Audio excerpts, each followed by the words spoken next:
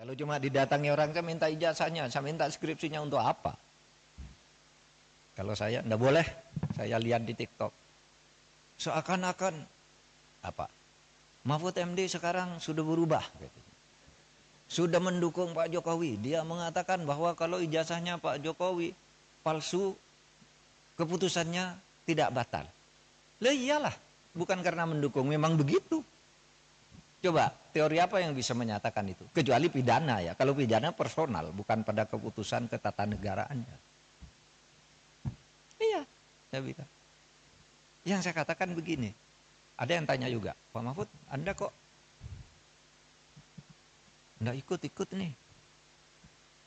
Ikut dalam gerakan menggugat ijazahnya Pak Jokowi. Saya nggak punya kepentingan. Apa? Kepentingan saya nggak ada.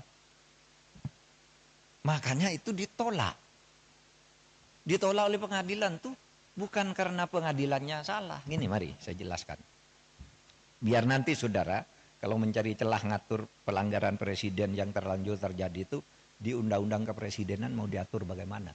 Saya dengar paper yang masuk sudah banyak. Coba nanti dipilih butir.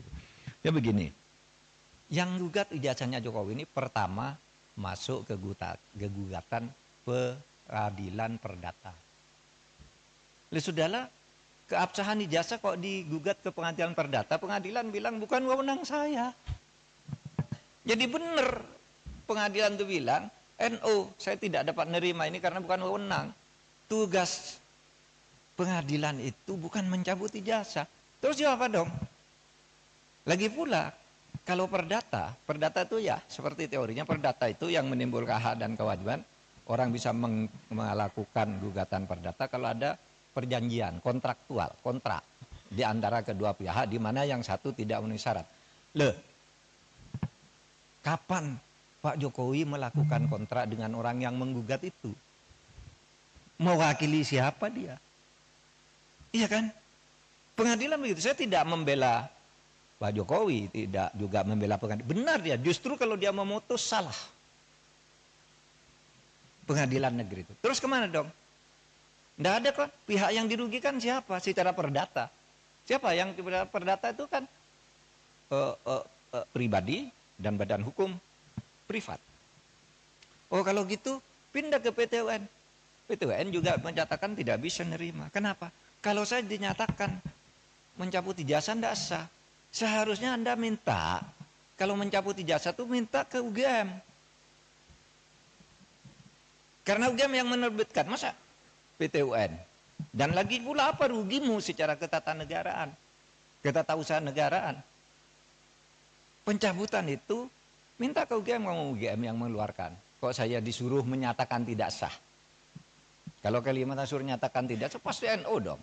Kalau mungkin minta agar pengadilan memerintahkan UGM untuk mencabut gitu, itu jadi perkara, pihaknya jadi UGM.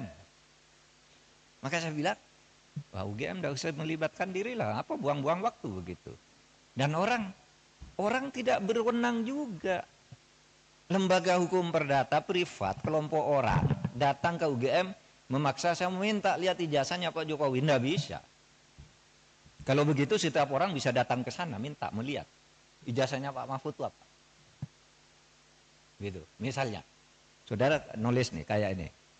Profesor Dr. Muhammad Mahfud MD SHSU, benar. Tapi sekarang yang beredar, Profesor Dr. Muhammad Mahfud MD SHSU MIP. Yang di kepres yang terakhir itu ada MIP-nya. Saya tidak pernah mengusulkan nama MIP itu. Tapi saya tahu, kira-kira orang yang membuat kepres ini tahu bahwa saya punya gelar MIP dari UGM. Tetapi MIP itu sudah ditulis di SU itu, karena saya lulus UGM S2 itu, waktu itu lulus, tahun 87 itu gelar S2 UGM namanya SU, Sarjana Utama. Sesudah itu ganti MA, Magister Artium. Sesudah itu berubah Magister Ilmu Politik, Magister Ilmu Hukum, Magister Ilmu Teknik, kayak gitu-gitu. Sebenarnya SU itu sudah mewakili MIP. Kalau orang lalu minta ke pengadilan cabut, cabut, saya tidak masang sendiri, saya tidak tahu.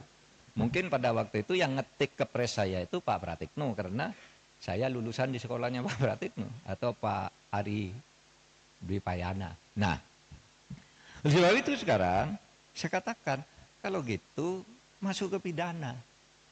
Nah, kalau ke pidana, itu kan masuk ke pidana. Malah yang dihukum orang yang menyebarkan berita bahwa ijazahnya palsu. Dihukum bener, ya dihukum, masuk penjara 2 orang.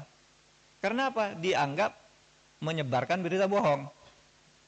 Sekarang masih di penjara, belum keluar.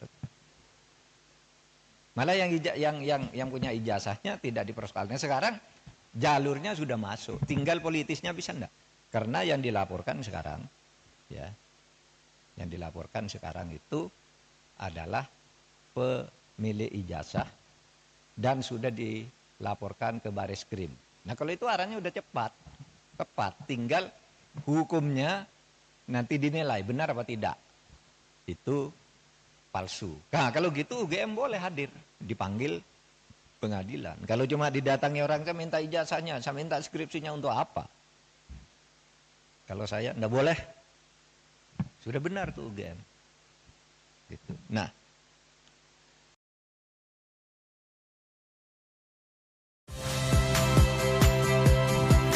saya Cynthia Rompas.